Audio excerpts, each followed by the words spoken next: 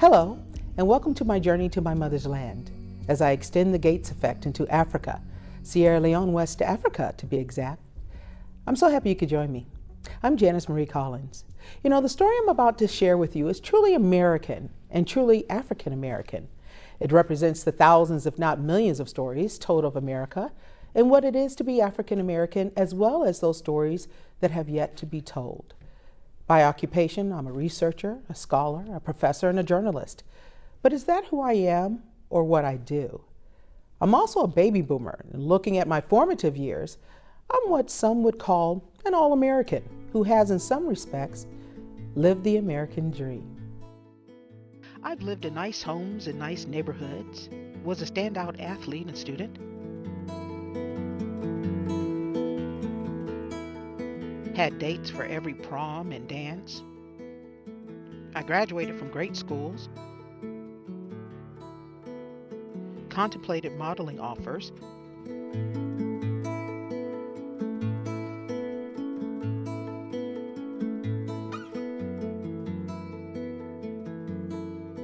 was inducted into the ACC Legends Hall of Fame, earned a master's and a PhD, and before I began teaching on college campuses, I led a successful award-winning journalism career. So life has been great, but I would not have accomplished any of this without my family.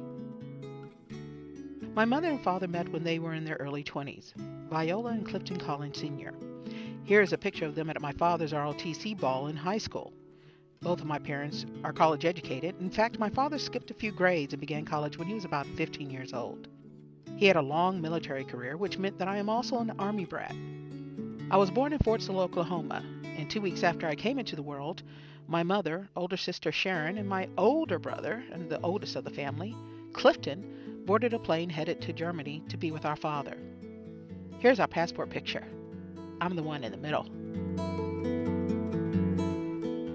I would continue to be in the middle and be the middle child after my twin brothers, Ronald and Donald, were born a few years later, followed by my youngest brother, Michael. So there were 8 of us, and we had an awesome childhood, full of laughs and love and family outings like the Griswolds. Each summer, we always looked forward to the exciting trip or vacation that my mom and dad had planned for us. So it was really great. And I'd say we were like the Huxtables, the Brady Bunch, and the Jackson 5 all rolled up into one. Yes, we even started a band, afros and all, but that's another story and another documentary. Let's just say that we had lots of fun. With all of the moving and traveling, being in a military family, I have always considered myself a Virginia girl, East Coast Virginia girl. Both my mother and father are Virginia people. My father is from Eastville, Virginia. This is a beautiful place, actually, that lies beyond the 23-mile-long Chesapeake Bay Bridge Tunnel, a bridge that my grandfather helped build, actually. The Eastern Shore is such a beautiful place to me, cradled and embraced by the Atlantic Ocean and the Chesapeake Bay. Nature, and its natural embodiment, is still precious and paramount here.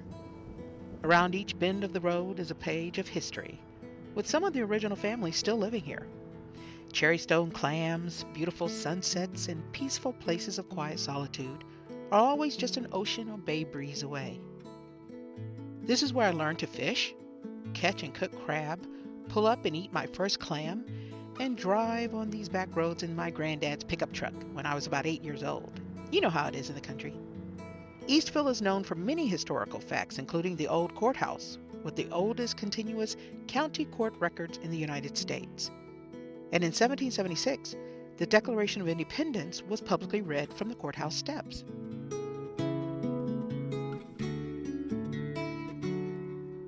The small city side of me comes from my mother's side of the family. She's from Richmond, Virginia, the state capital. Richmond is another American gem. It is here where Patrick Henry, one of the founding fathers, famously declared, "Give me liberty or give me death."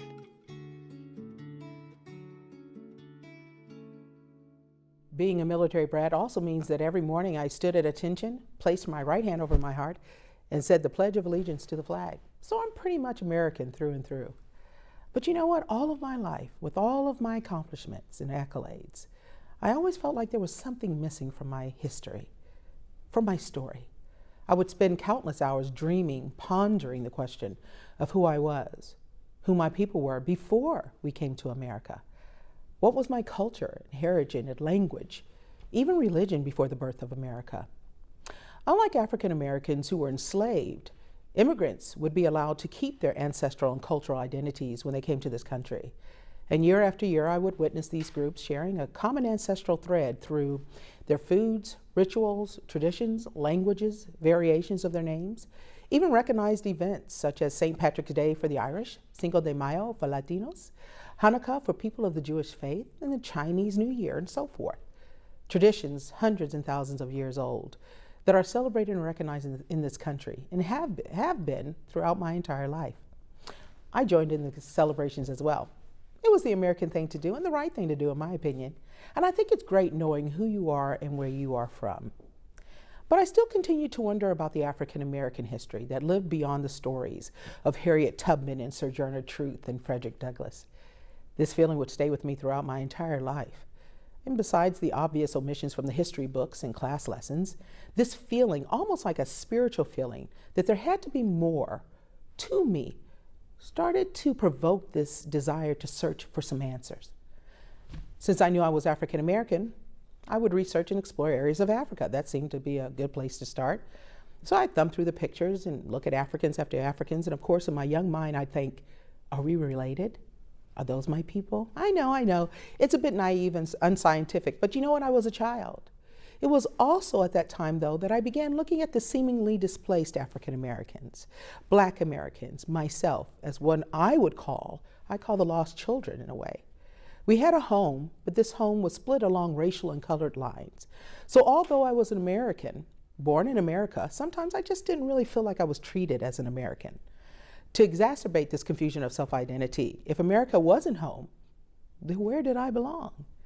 What country and its people would love me because I was one of their own? I really didn't have the answer. So I started collecting and connecting the dots. Dots of fate, I call them, hoping to piece back together a puzzle of identity that had been destroyed decades and decades ago. You know, fate makes sense when you connect the dots.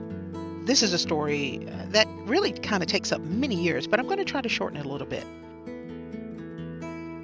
In 2009, I was living in a small Midwest college town named Charleston, Illinois. Population, a little over 20,000, with students. To me, Charleston was a real Mayberry town with nice people, short trips to the market, and a place where everybody knows your name and you know theirs. In other words, it's a great place to live. I was teaching at the university there, Eastern Illinois University.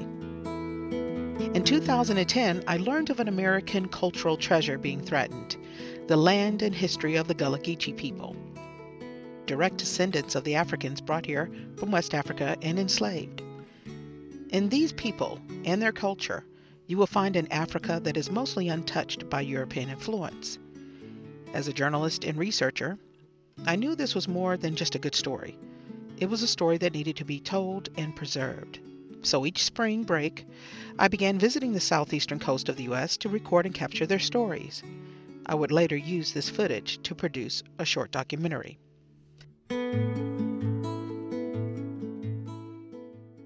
Through my research, I also learned that the women of the Gullah Geechee culture, as well as their West African descendants, either had sickle cell or carried the trait.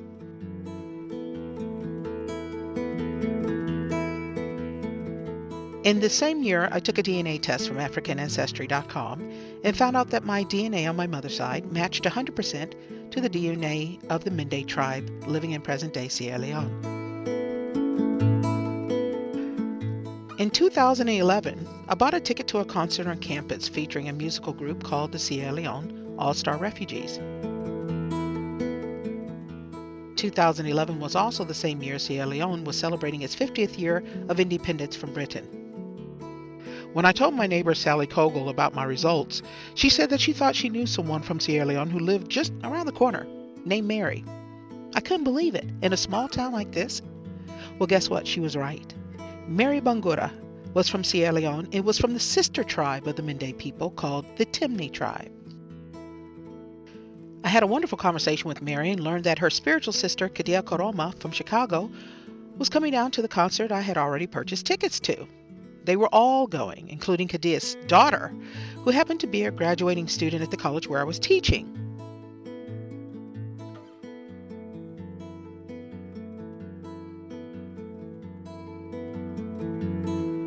Mary and Khadia's family knew the members of the All-Star refugees personally, so after having a great time at the concert, we took the party to Mary's house to celebrate the country's independence. So far, that's 8 dots up to this point. I'm just going to add in just a few more. So fast forward a little over a year later after the concert. I accepted a teaching position at the University of Illinois, Urbana-Champaign, in the College of Media. Before beginning my appointment in the spring of 2013, I visited a local social spot called the High Dive in my soon-to-be new home.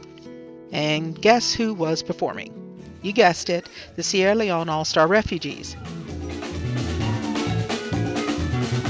It was also at this event that I met some of my future colleagues from the university and learned of a special grant called the William and Flora Hewlett International Travel Grant from the Office of International Programs and Studies.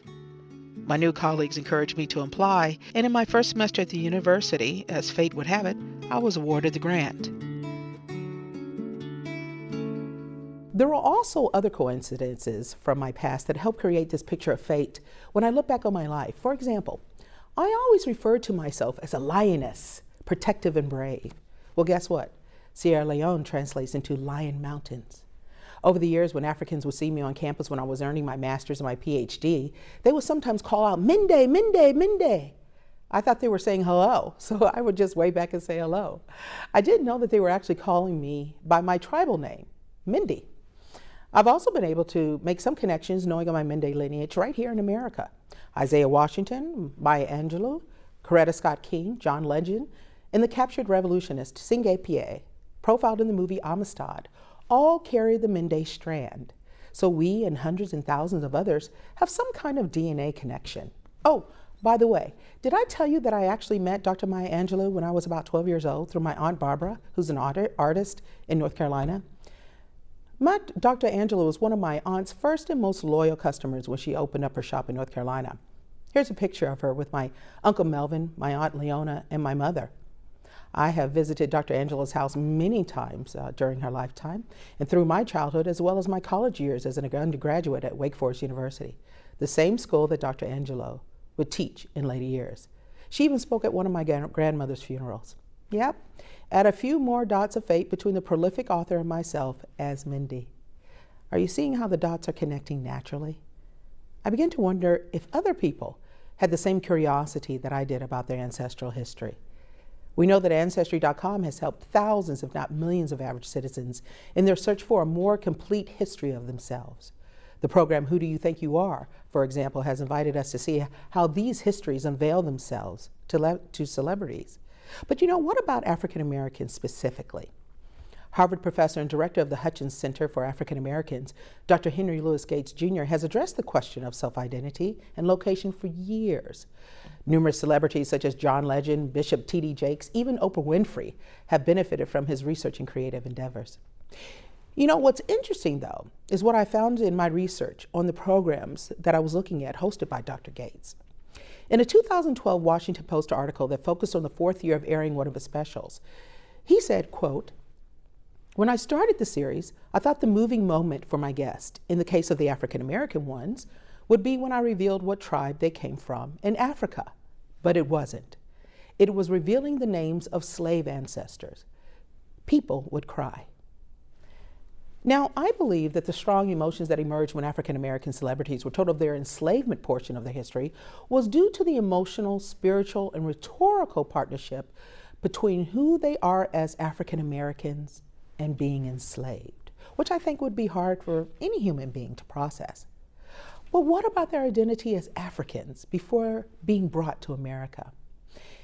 In this same article, Gates says that nobody cried when I told them what tribe they came from in Africa.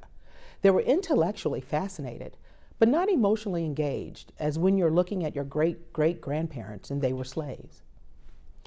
So there's a disconnection, a gap between the African American or Black American in Africa that I feel can be a little problematic. I believe the geographical disconnection and the lack of a connection with a people and a culture that forms the very root of who we are has left the African American unstable and vulnerable at times to a reconstruction of their self-identity over the years, especially in a growing capitalistic economy that can and has threatened our self-worth. It's just like telling Oprah, no matter how successful you are, no matter how rich you are, your people still come from slavery. This glass ceiling that she did not construct, a glass ceiling that does not allow African Americans freedom, because as they look through this glass ceiling, even trying to break it at times, there's no other location, group of people, culture, tribe that tells them otherwise, that you belong someplace else. This reminds me of the time also when I was doing my master's thesis. I conducted a study on image portrayals in primetime commercials from 8 p.m. to 11, 5 networks, top 5 networks at that time for 5 days. And out of 1,084 commercials later, not one Asian woman spoke one word. Not one, out of all those characters, all those commercials. But interestingly, when I asked my colleagues from China, not Chinese America, not Chinese American, but China, if the results has bothered them, that an Asian woman did not speak, they said no. It didn't bother them. I thought to myself, how could the fact that no one Asian, not a single Asian woman spoke a single word, not bother them? You know what they said? They said that it didn't bother them because they had a nation, they had a home outside of America to return to. So they knew who they were, no matter how Americans portrayed them in commercials. Isn't that fascinating? So fascinating that it was at that moment in 2005 that I truly realized that African Americans were missing an important element in their self-construction that many others had. Even other Africans had a home, a place filled with people that looked like them and were the majority. The Chinese man or woman in China, majority. All of them, the majority. The white American here in America, majority. However, the African American man or woman was a minority in their own country, is a minority in their own country. So I thought this was really interesting. Here's the good news. The good news is that I believe that by addressing the disconnection, the gap, a form of healing can be found. This missing information was not just important to me.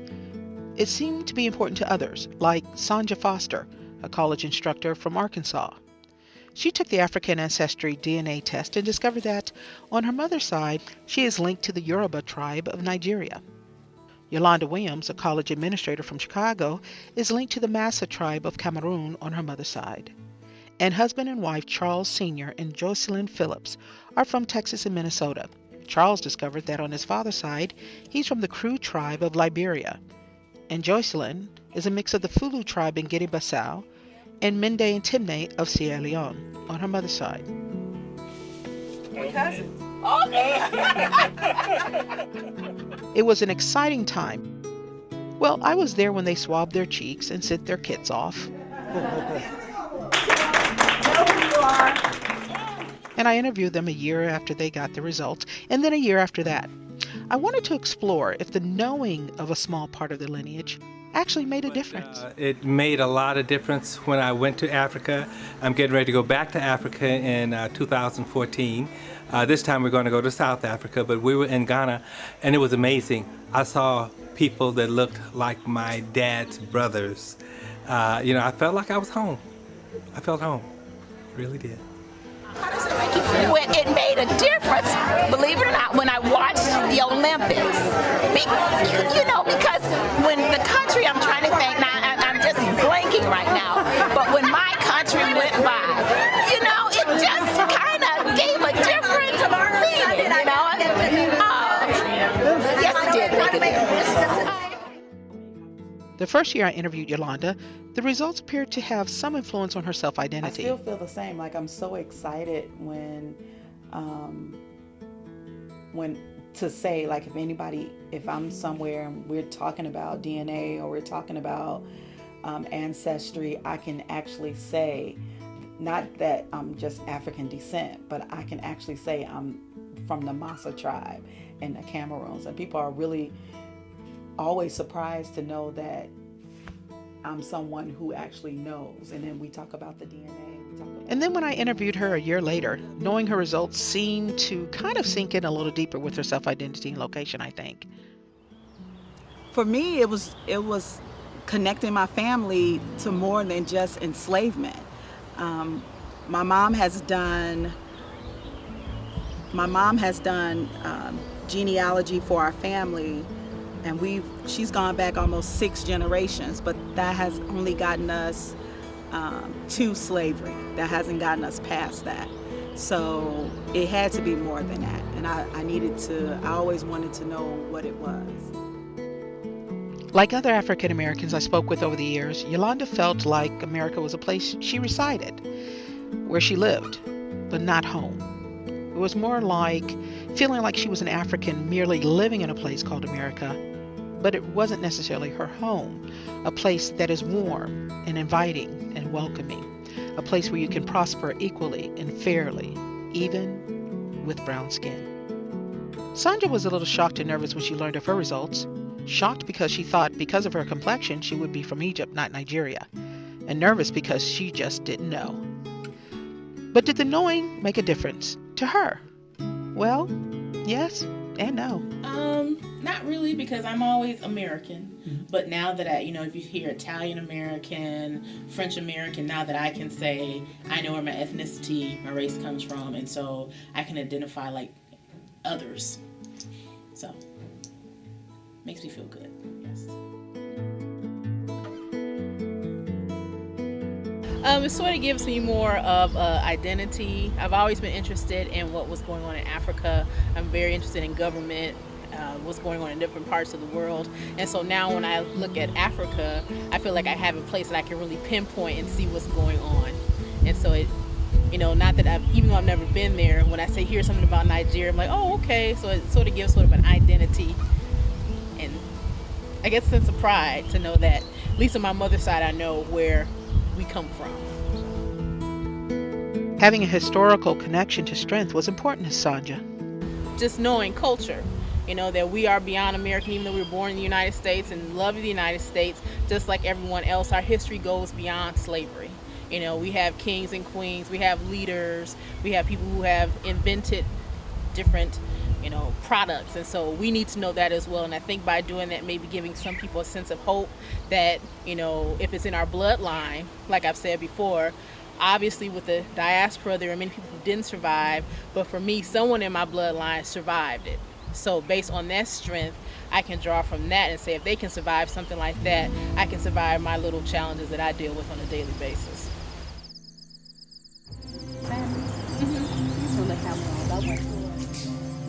At the end of all the interviews, there was full agreement that this information was important, especially to young African Americans who have been taught and believe that there isn't much to them outside of slavery. Like myself, they always felt that there was more to them than what they read in books and were being taught in classrooms.